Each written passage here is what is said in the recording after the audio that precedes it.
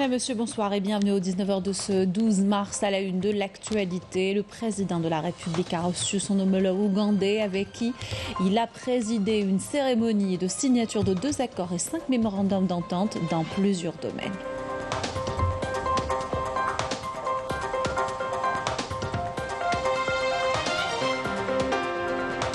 Renforcer les relations algéro-ougandaises, notamment en matière d'énergie et d'investissement, volonté affirmée par les deux pays qui partagent la position constante de soutien des causes justes. Nous écouterons le président de la République.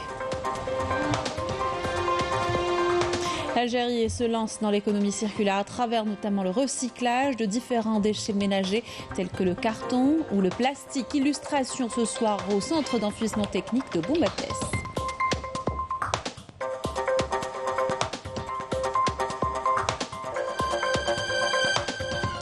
À l'étranger, les Marocains ne décolèrent pas. Le pays s'est de nouveau embrasé contre la situation économique difficile et l'absence de politique sociale du Marzen.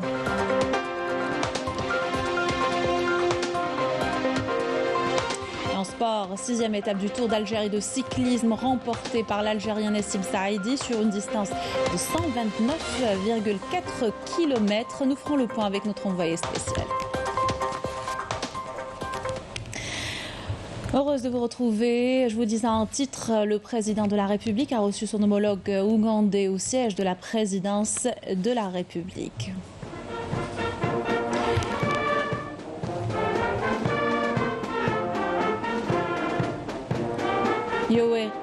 Yoweri Museveni effectue une visite d'État en Algérie.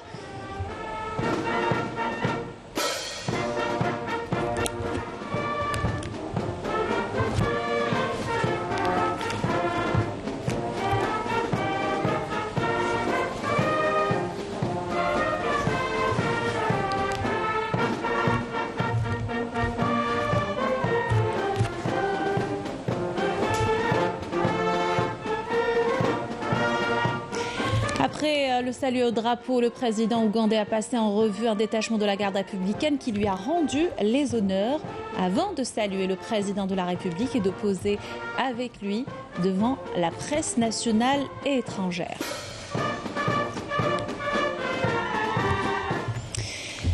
Par la suite et toujours au siège de la présidence, le président de la République s'est entretenu en tête-à-tête avec le président ougandais.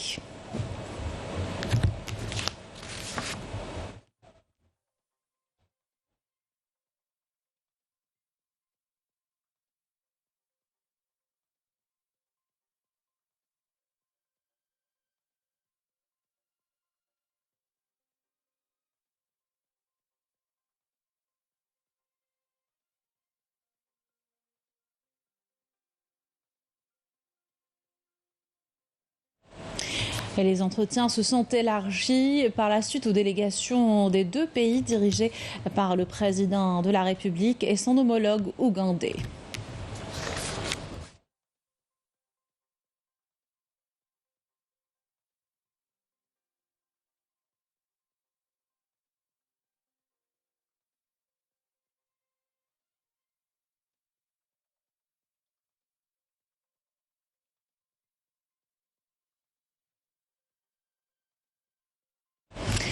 Le président de la République a présidé avec son homologue ougandais la cérémonie de signature de 2 accords et 5 mémorandums d'entente dans plusieurs domaines de coopération bilatérale. Ils concernent les domaines de l'énergie, du tourisme, de l'agriculture, de la santé animale et de l'enseignement supérieur, de la recherche scientifique.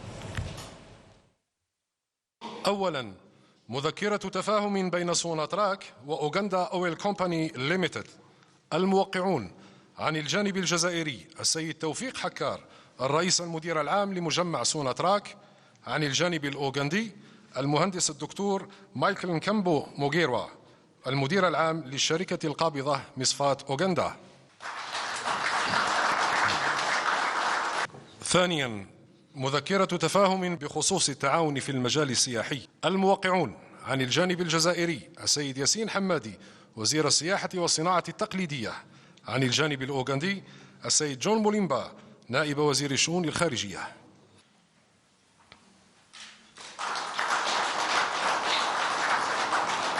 ثالثا مذكرة تفاهم بخصوص التعاون في ميدان التجارة. الموقعون عن الجانب الجزائري السيد كمال رزيق وزير التجارة وترقية الصادرات. عن الجانب الأوغندي السيد فرانسيس مويبييسا وزير التجارة والصناعة والمؤسسات.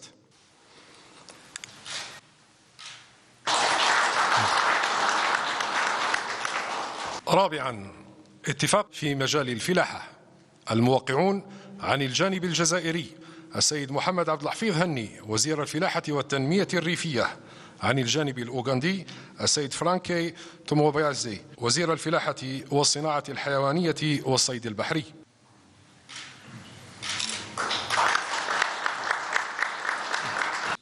خامسا، اتفاق في مجال الصحة الحيوانية.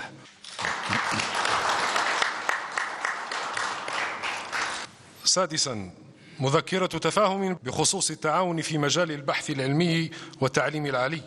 الموقعون عن الجانب الجزائري السيد كمال بيداري وزير التعليم العالي والبحث العلمي. عن الجانب الأوغندي السيد جون سيموينغو نائب وزير التعليم العالي. سابعا، مذكرة تفاهم حول التعاون في مجال الطاقة. الموقعون عن الجانب الجزائري السيد محمد عرقاب وزير الطاقة والمناجم. عن الجانب الأوغندي السيدة روث نانكابيروا سونتامو وزيرة الطاقة والتنمية المعدنية.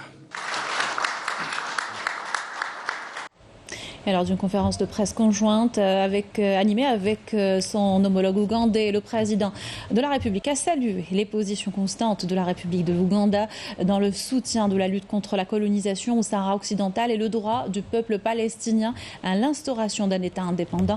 Je vous invite à l'écouter. أعرب في هذا المقام عن تقديري للموقف الثابت لجمهورية أوغندا في مناصرة مسار تصفية الاستعمار في الصحراء الغربية والدفاع عن حق الشعب الفلسطيني في إقامة دولته المستقلة. وأؤكد بأنه يتعين علينا مع القادة الأفارقة مضاعفة الجهود جماعية لحشد المزيد من الدعم السياسي والمادي للشعبين الصحراوي والفلسطيني ودعوة المجتمع الدولي ليتحمل مسؤوليته التاريخية وتمكينهما من تقرير المصير والاستقلال. Le président de la République a annoncé que l'Algérie abritera l'été prochain une réunion restreinte du mouvement des non-alignés. On l'écoute. إن التشاور بين بلدينا الشقيقين لتنسيق المواقف في المناسبات الإقليمية والدولية يدعو إلى الارتياح وإلى مواصلة مساعينا المشتركة. وفي هذا السياق نعبر عن دعمنا المطلق لأوغندا في التحضير للقمة 19 لدول عدم الانحياز التي ستحضنها كامبالا نهاية العام، وكذلك مجموعة 77 زائد الصين. وفي هذا الإطار أنوه بمساندتكم لمبادرة الجزائر في الدعوة إلى احتضان اجتماع مصغر قبيل قمة كامبالا لدول عدم الانحياز ببلدنا في الصيف المقبل إن شاء الله. Autre annonce du chef de l'État, l'engagement pris avec son homologue ougandais pour le déplacement de 150 hommes d'affaires algériens à Kampala après le mois de Ramadan pour approfondir les opportunités de coopération entre les deux pays. وأن نعمل على تفعيل مجلس الأعمال الجزائري الأوغندي، وفي هذا الأساس كما التزمت مع شقيقي الرئيس موسفيني أن من بعد شهر رمضان المكرم ستنتقل إلى أوغندا مجموعة من رجال أعمال 150 رجل عمل يذهبون إلى أوغندا للتباحث مع زملائهم عن إمكانيات التبادل والاستثمار. Le président de la République a affirmé par ailleurs que l'Algérie veillait à renforcer ses relations avec l'Ouganda, notamment en matière d'énergie. Je vous propose de l'écouter. الجزائر حريصة على تطوير علاقاتها مع جمهورية أوغندا ومع عمقها الإفريقي وتعتبر ذلك توجها استراتيجيا، وأود أن أؤكد في هذه السانحة استعدادنا لتقاسم التجارب والخبرات في مجالات الطاقة والفلاحة والصناعات الغذائية والتعليم العالي والبحث العلمي. وبالمناسبة أهنئكم على الاكتشافات النفطية في بلدكم، آملا تعزيز شراكتنا في مجال الطاقة. Le président de la République a affirmé que l'Algérie est partant de sa conviction profonde que la sécurité et la stabilité sont tributaires du développement, n'a jamais hésité à apporter son aide à certains pays africains. La dernière décision d'allouer 1 milliard de dollars à l'Agence algérienne de coopération internationale pour la solidarité et le développement en est la preuve. Je vous invite à l'écouter.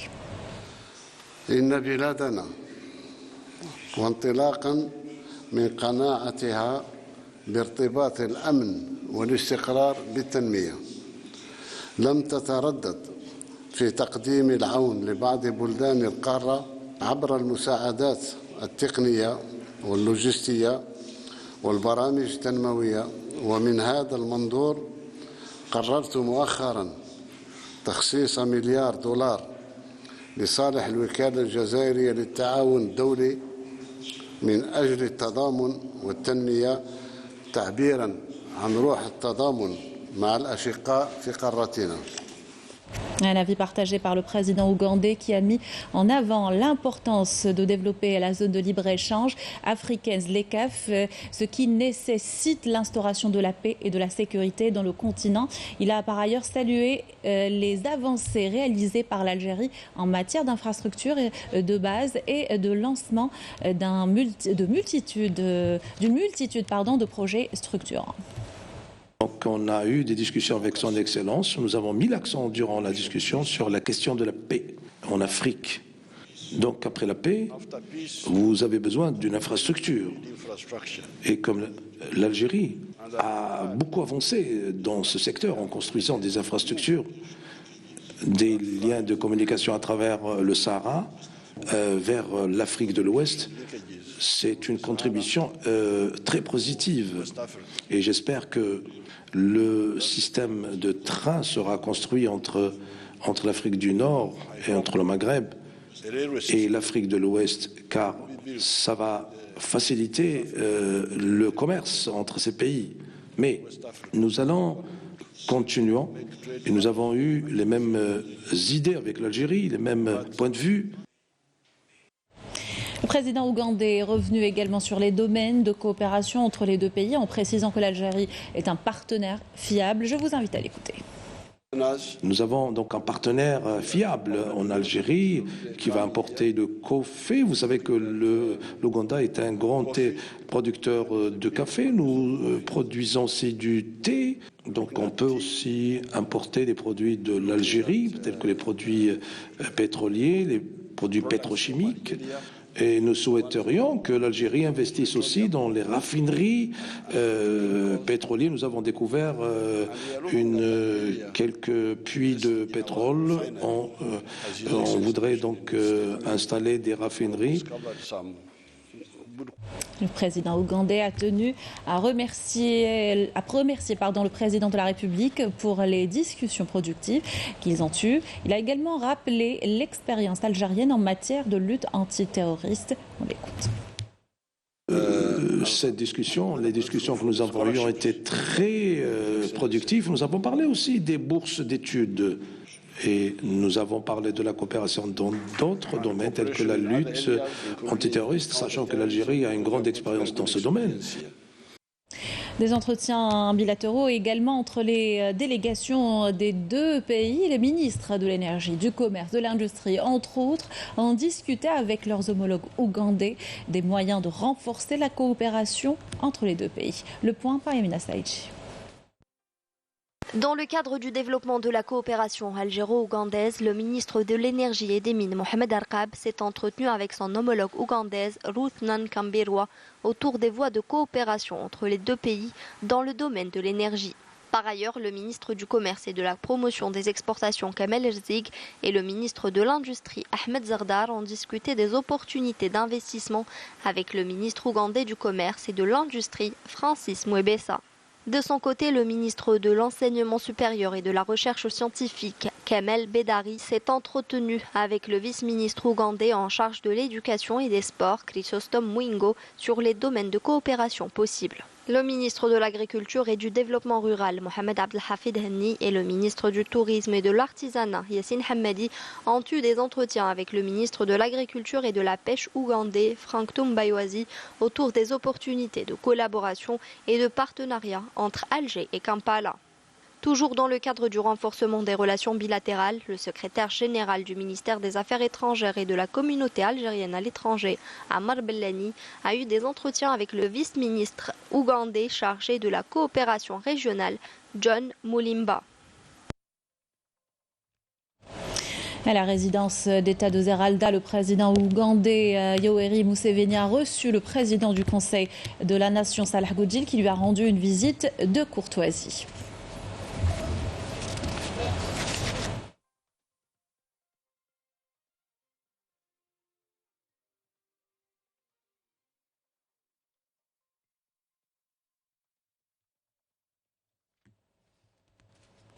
Le président ougandais a également reçu le président de l'Assemblée populaire nationale, Brahim Bourali, comme vous le voyez sur ces images.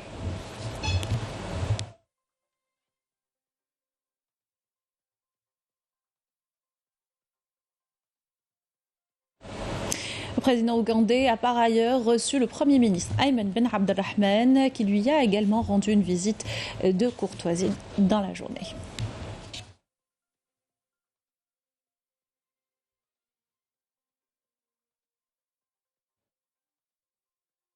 Le président ougandais s'était rendu dans la matinée au sanctuaire des martyrs, où il a déposé une gerbe de fleurs devant la stèle commémorative.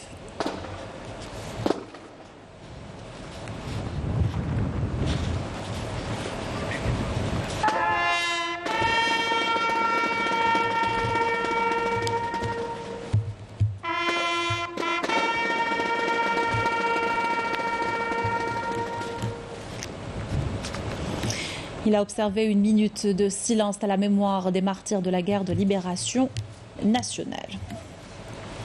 Le président ougandais a par la suite visité le musée central de l'armée.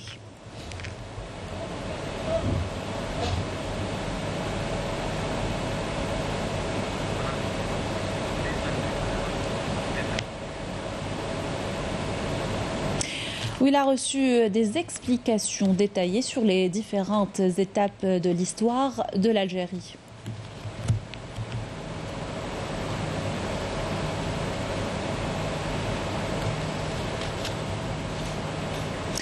Le président ougandais a signé le livre d'or du musée à la fin de sa visite.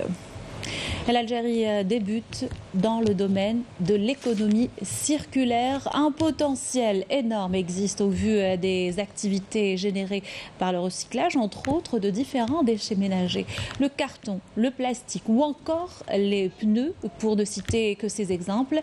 Des échantillons, plutôt notre échantillon ce soir se trouve dans la Wilaya de Mourdes, au centre d'enfouissement technique précisément, comme vous allez le voir dans ce reportage de Badia mardi. De ces simples déchets ménagers naissent des industries à part entière. Nous sommes au centre d'enfouissement technique CET de Corso à Boumerdes. C'est ici qu'arrivent quotidiennement les camions de communes de cette wilaya chargés de différents déchets générés par les ménages. Ils sont pesés avant d'être orientés vers le hangar de tri. C'est un centre régional donc, qui prend en charge l'est de la wilaya d'Alger et la wilaya de Boumerdes. Donc on reçoit quotidiennement une quantité de 1400 tonnes jusqu'à 1500 tonnes de déchets ménagers. Donc cette opération a une dimension économique et environnementale. Une fois le plastique, le carton et autres détritus triés, le reste des ordures atterrit dans le casier pour enfouissement. Non seulement le traitement de ces déchets permet la préservation de l'environnement, mais il contribue aussi à la création de richesses. On doit souligner que les Algériens génèrent 13 millions de déchets ménagers et assimilés par an. La part de la wilaya de Boumerdès, c'est pratiquement 256 000 tonnes par an. Donc c'est un potentiel qui fait que si on atteint l'objectif essentiel de la stratégie nationale de la gestion intégrée des déchets, mais bien sûr, vers l'horizon de 2035, on peut gagner 151 milliards de dinars algériens. L'économie circulaire permet de redonner une nouvelle vie à des produits en fin de cycle, comme ici, dans cette usine de transformation du plastique née d'un partenariat algéro-chinois. Nous sommes une entreprise algéro-chinoise. Nous récupérons les déchets comme les bouteilles en plastique usagées. Nous fabriquons avec des feuillards aussi bien pour alimenter le marché national que pour exporter.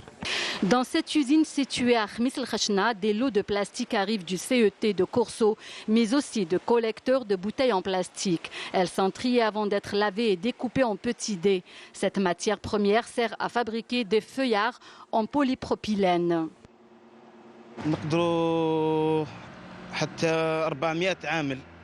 Nous pouvons créer 400 emplois et plus si nous arrivons à faire l'extension de notre projet. Cette entreprise crée des postes d'emploi. Nous sommes environ 60 employés et il y a encore de la place pour ceux qui s'intéressent à ce domaine. Le recyclage des déchets ne s'arrête pas aux simples bouteilles en PET. Il touche également le carton, le verre et même les pneus usagés, comme c'est le cas de cette unité de remoulage des pneus poids lourds à Hamadi. Les pneus usagés, nous en réalité, cette idée c'est une économie circulaire. Donc en réalité, on récupère les pneus de chez les utilisateurs, qu'ils soient entreprises structurées ou diffus. Ces pneus ont déjà été utilisés. À partir de là, au lieu qu'ils soient jetés directement dans la nature, nous on fait un tri sélectif, bien sûr, conformément à des conditions, donc des conditions d'acceptation industrielle. Donc c'est des critères de sélection. Ces pneus sont rapatriés à l'usine pour retrouver une nouvelle vie. Rien que dans la wilaya de Boumerdès, 135 unités de production évoluent dans le domaine de l'économie circulaire. C'est dire l'importance du recyclage sous toutes ses formes. En Algérie, de plus en plus d'entreprises sont créées dans le secteur de l'environnement, un secteur prometteur et qui intéresse de plus en plus les jeunes. Levée d'entrave à Relizène, plusieurs projets dans la zone industrielle de Sidi Khatab ont vu le jour ou ont été relancés. Le médiateur de la République en a inspecté certains et a passé en revue plusieurs projets. Majid Amour a tenu une réunion regroupant les représentants de la société civile et les associations locales où il a écouté leurs préoccupations. Malika Bled pour le compte rendu. Grâce à la levée des obstacles, plusieurs projets d'investissement ont pu voir le jour dans la wilaya de Relizène. Ils ont même lancé leur ligne de production, comme c'est le cas ici dans la zone industrielle Sidi Khatab et la zone d'activité Belassel. La réalisation de ces projets contribuera à la création de richesses et d'emplois dans la région. C'est formidable parce que c'est des soucis qu'un industriel ne devrait pas avoir. L'industriel, il doit s'occuper de son usine. Il ne doit pas courir, faire les démarches administratives et tout. Normalement, on lui amène tout ça. Et lui, il développe son projet et il recrute et il fait travailler les gens. Après la décision du président de la République de lever les obstacles sur les projets d'investissement, une deuxième unité spécialisée dans la fabrication de transformateurs électriques a été créée. Opérationnelle depuis 2022, l'unité fabrique 400 transformateurs électriques par mois. Une réunion regroupant le médiateur de la République et les représentants de la société civile de la wilaya de Relizène s'est tenue au siège de la wilaya afin d'écouter les doléances et les préoccupations des citoyens. Aujourd'hui, nous avons eu l'occasion de soumettre au médiateur de la République nos doléances. Nous lui avons également communiqué nos attentes et c'est quelque chose de très positif. Je représente la société civile de la commune de Mendes. Nous saluons cette rencontre qui nous permet désormais de travailler dans la quiétude et la sérénité.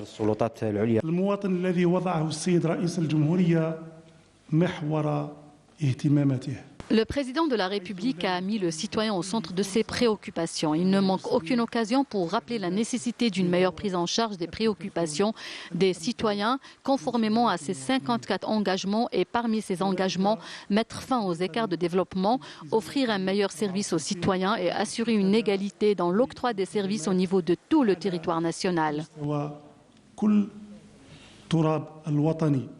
Au volet développement, plus de 100 foyers ont été raccordés au réseau de gaz naturel dans la localité de Moul El Genna, dans la commune d'Al-Gattar, en plus de l'inauguration d'un groupe scolaire de 6 classes au village Krish, dans la commune de Ouled Sidi Mihoub. Et à Saïda, la filiale de Getex produit près de 600 unités jour, spécialisée dans le textile. Elle habille notamment le milieu professionnel et peut exporter grâce à une certification obtenue récemment. Yasmine Massaouti. Implantée à Saïda, cette unité du groupe textile et cuir Getex produit plus de 600 unités par jour. Ici sont fabriqués des uniformes, des vêtements à usage professionnel et du prêt-à-porter destinés à répondre aux besoins du marché national. Cette unité compte pas moins de 160 employés, dont 80% travaillent au sein de l'atelier. Notre marque est réputée pour la qualité de ses produits. D'ailleurs, nous avons obtenu la certification ISO 9001 version 2015 pour la qualité de notre savoir-faire. Notre ambition est que chaque Algérien porte du Made in Algeria, que cela soit pour les vêtements à usage professionnel et à usage quotidien. Une équipe de professionnels dans le domaine du stylisme, du modélisme, de la conception et de la couture veille à la confection de modèles alliant modernité et qualité. Nous proposons une grande variété de produits et nous créons constamment de nouveaux modèles. L'entreprise offre également aux jeunes l'opportunité de se former et de se perfectionner grâce aux conventions avec le centre de formation professionnelle de la région. Nous signons des conventions avec les centres de formation professionnelle pour des stages d'une durée qui varie entre 1 an et demi et 2 ans. J'ai suivi une formation dans le domaine. À présent, je conçois des vêtements de prêt-à-porter pour les enfants. J'ai bénéficié d'une formation de 45 jours au sein de l'entreprise en attendant mon insertion professionnelle. Avec plus de 8000 emplois directs créés depuis 2015, le holding textile et cuir Getex est devenu un fleuron de l'industrie textile en Algérie qui propose des produits de qualité 100% made in Bledi à des prix défiant toute concurrence. Les mathématiques, la science de l'intelligence artificielle dans la semaine universitaire nationale s'est ouverte aujourd'hui sous le slogan « Les mathématiques, ces interactions avec le monde économique et social ». C'est à l'occasion un accord a été signé entre le ministère de l'Enseignement supérieur et le ministère de l'Industrie. Et la faculté de médecine d'Alger marque l'événement à travers des activités proposées par des étudiants et pour des étudiants. Compte rendu de Rina Lorari.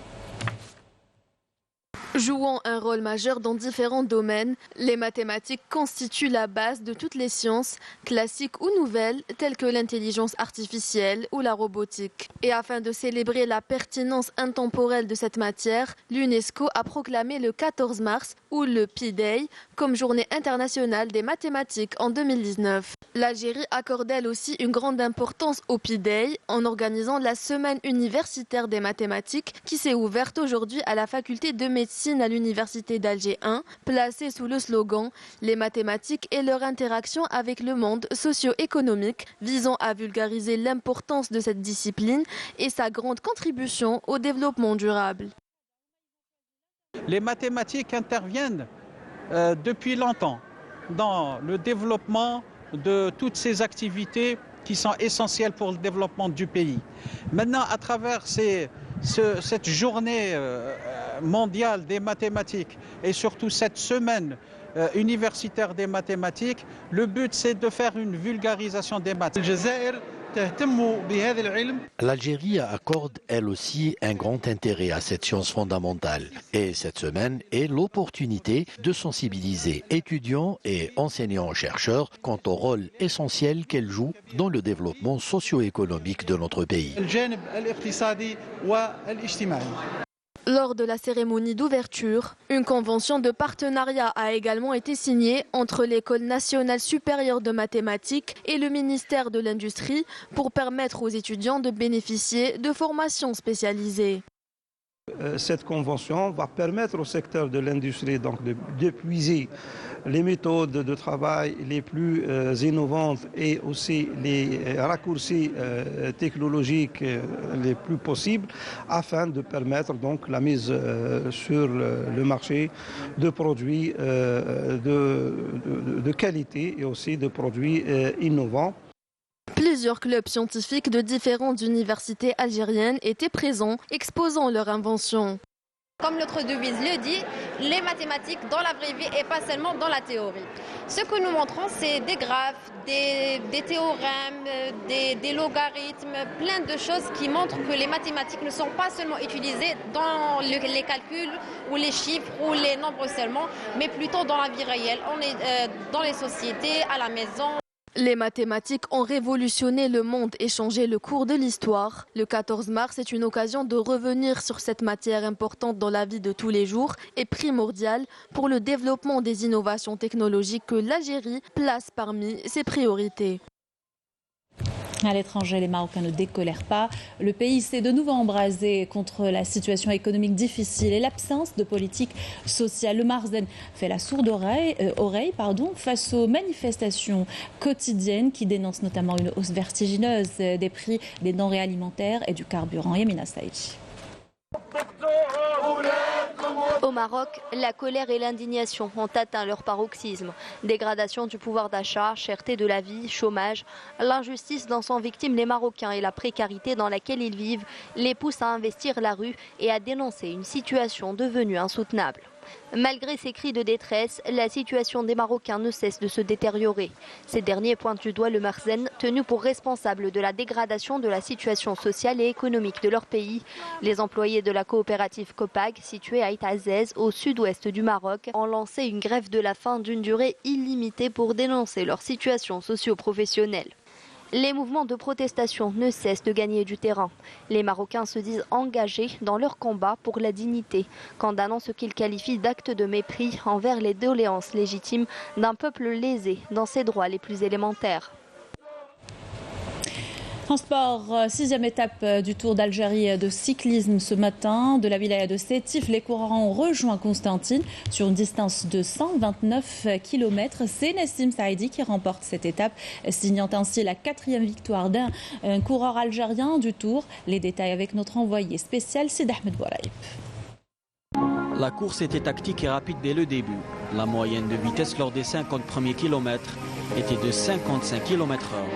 Le climat très clément y était pour beaucoup. À l'entrée de Constantine, le rythme baisse. Un petit groupe en profite et prend la tête, avec une différence de 2 minutes.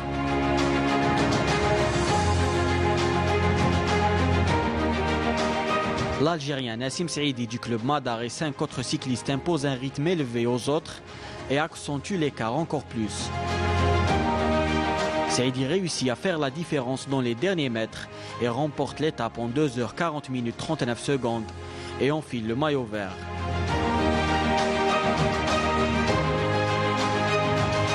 Les autres maillots ne connaîtront aucun changement. Hannequin pour le jaune et le blanc et Daoud pour celui à pois.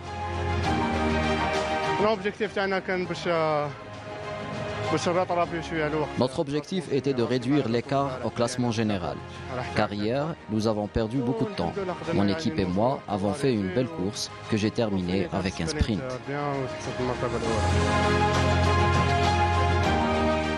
La 7e étape reliera Constantine et Skikda sur 84 km. Avec ceci, nous arrivons à la fin de notre journal. Merci de l'avoir suivi. Excellente soirée sur Canal Algérie.